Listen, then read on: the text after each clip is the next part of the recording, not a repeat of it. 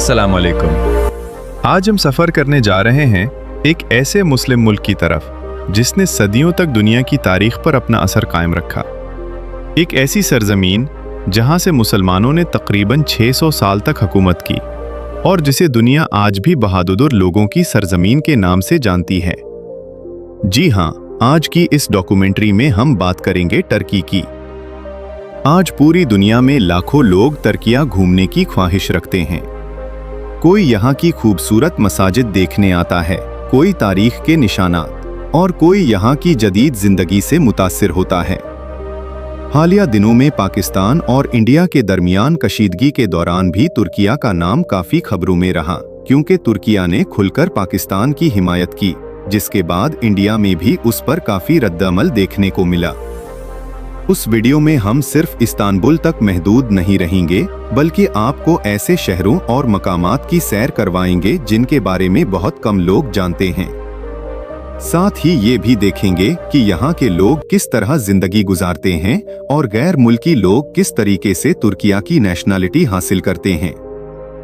अगर मुल्क के बुनियादी आदाद वो शुमार देखें तो तुर्किया की आबादी तकरीबन 8 करोड़ 50 लाख के करीब है और इसी वजह से ये दुनिया का 18वां सबसे ज्यादा आबादी वाला मुल्क माना जाता है। उसका कुल रकबा तकरीबन 7,83,000 मुरब्बा किलोमीटर है, जिसके हिसाब से ये दुनिया में 36वें नंबर पर आता है। ये मुल्क ज्यादातर इनातुलिया के तारीखी खित्ते पर वाक़े है और यही खित्ता सदियों से तहजीबों, जंगों और अजीम सल्तनतों का मरकज रहा है। इसी सरजमीन से वो ताकत उठी जिसे दुनिया ऑटोमन एम्पायर के नाम से जानती है। एक ऐसी सल्तनत जिसने तकरीबन 600 साल तक दुनिया के बड़े हिस्से पर हुकूमत की और मुसलमानों के उरूज की अलामत बन रही। इन सदियों के दौरान न सलीबी अफवाज इस सल्तनत को खत्म कर सकें और न ही उसके दुश्मन उसे आसानी से शिकस्त दे सके। लेकिन वक्त के साथ अंदरूनी इख्तिलाफात बढ़ते गए और आखिरकार 1930 में सल्तनत उस्मानिया का खात्मा हो गया। ये वही सल्तनत थी जिसने फॉल ऑफ कॉन्स्टेंटिनोपल के जरिए रोमन एम्पायर का खात्मा किया था। और इस तारीखी फतह की क़यादत एक नौजवान मुसलमान हुक्मरान महमद सकंड ने की थी, जिन्हें दुनिया मोहम्मद फातिह के नाम से जानती है। सिर्फ 17 साल की उम्र में उन्होंने इस्तांबुल को फतह करके तारीख का रुख बदल दिया। दोस्तों, तुर्किया को पाकिस्तान का भाई मुल्क कहा जाता है और भाई वही होता है जो मुश्किल वक्त में साथ खड़ा हो। हालिया पाकिस्तान और इंडिया के दरमियान कशीदगी में भी तुर्किया ने यही साबित किया। दुनिया में चंद ही ममालिक थे जो इस मौके पर पाकिस्तान के साथ खुलकर नजर आए और उनमें तुर्किया सबसे नुमाया था। इसी वजह से इंडिया में तुर्किया के खिलाफ शदीद रद्द-ए-अमल भी देखने को मिला। सोशल मीडिया पर बायकॉट तुर्किया जैसे ट्रेंड्स चलने लगे और बाज़ हलकों की तरफ से सख्त बयानात भी सामने आए। ये सब इस बात को जाहिर करता है कि तुर्किया की पाकिस्तान के लिए खुली हिमायत ने इंडिया को काफी परेशान किया। अब सवाल ये पैदा होता है कि आखिर तुर्किया ने ऐसा क्या किया जिससे इतना बड़ा रद्द-ए-अमल सामने आया। उसकी एक बड़ी वजह तुर्किया की क़यादत है। अंकारा में बैठे सदर रजब तैयब उर्दुगान को पाकिस्तान का करीबी दोस्त समझा जाता है और पाकिस्तान में भी लोग उन्हें काफी पसंद करते हैं। दोस्तों, तुर्की की मईशत काफी मजबूत समझी जाती है। इसकी इकोनॉमी का तकरीबन 6% हिस्सा ज़राई शोबे से वाबस्ता है, जबकि 32% इंडस्ट्री और तकरीबन 60% सर्विस सेक्टर पर मुश्तमिल है। इसी सर्विस सेक्टर में टूरिज्म भी बहुत बड़ा किरदार अदा करता है, क्योंकि तुर्किया दुनिया के खूबसूरत और तारीखी ममालिक में शुमार होता है, जहां हर साल लाखों सयाह आते हैं। अगर वीज़ा की बात करें तो पाकिस्तान से तुर्किया का वीज़ा निस्बतन आसानी से हासिल किया जा सकता है, जबकि फ़्लाइट टिकट भी सीज़न के हिसाब से मुख्तलिफ होती है। इसी वजह से हर साल बड़ी तादाद में पाकिस्तानी सयाहत, तालीम और कारोबार के लिए तुर्किया जाते हैं। ज़्यादातर टूरिस्ट सबसे पहले इस्तांबुल पहुँचते हैं, क्योंकि ये शहर न सिर्फ तुर्किया बल्कि पूरी दुनिया के खूबसूरत तरीन शहरों में शुमार होता है।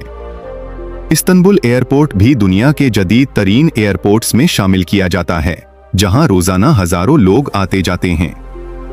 ये वही तारीखी शहर है जिसे माजी में कुस्तंतनिया कहा जाता था। इस्लामी तारीख में इस शहर की खास अहमियत है, क्योंकि 29 मई 1453 को फॉल ऑफ कॉन्स्टेंटिनोपल के बाद ये शहर मुसलमानों के कब्जे में आया। इस तारीखी फतह की क़यादत नौजवान सुल्तान महमद दुवम ने की, जिन्हें दुनिया मोहम्मद फातिह के नाम से जानती है। आज का तुर्किया एक जदीद और तरक्की याफ्ता मुल्क समझा जाता है और बहुत से लोग इस तरक्की का क्रेडिट रेसिप तैयब एर्दोआन को देते हैं। उनके दौर में तुर्किया ने इंफ्रास्ट्रक्चर, दिफा, टेक्नोलॉजी और टूरिज्म में काफी तेजी से तरक्की की। तुर्किया गैर मुल्की सरमायाकारों को नेशनलिटी प्रोग्राम भी ऑफर करता है। अगर कोई शख्स यहाँ मखसूस रकम की सरमायाकारी करे तो वो तुर्किया की शहरियत हासिल करने के लिए अप्लाई कर सकता है। इसी वजह से दुनिया भर के लोग यहाँ प्रॉपर्टी और बिजनेस में दिलचस्पी लेते हैं। दोस्तों, इस्तांबुल की एक सबसे खास बात यह है कि ये 2 बराज़मों में फैला हुआ शहर है। इसका एक हिस्सा यूरोप में और दूसरा एशिया में आता है और यही चीज इसे दुनिया के मुनफरिद तरीन शहरों में शामिल करती है। ये शहर तुर्किया के महंगे शहरों में भी शुमार होता है क्योंकि सबसे ज्यादा सयाह यही आते हैं। यहाँ आने वाले ज्यादातर लोग हागिया सोफिया का विजिट जरूर करते हैं, जो आज भी मुसलमानों की अजीम तारीख की याद दिलाता है। इसके अलावा इस्तिकलाल एवेन्यू शहर की सबसे मशहूर सड़कों में शामिल है। यहाँ हर वक्त टूरिस्ट का रश रहता है और मुख्तलिफ किस्म के तर्क खाने, खास तौर पर गोश्त से बने हुए फूड्स, लोगों को अपनी तरफ खींचते हैं। पूरा इस्तांबुल तारीखी इमारतों से भरा हुआ है। यहाँ का मौसम, समंदर का मंजर और पुरानी तर्ज की गलियां सयाहों को बहुत पसंद आती हैं। शहर में ट्राम का निजाम भी काफी मशहूर है और लोग बड़ी तादाद में इसी पर सफर करते हैं। तुर्किया के लोग अपनी मेहमान नवाजी के लिए भी जाने जाते हैं।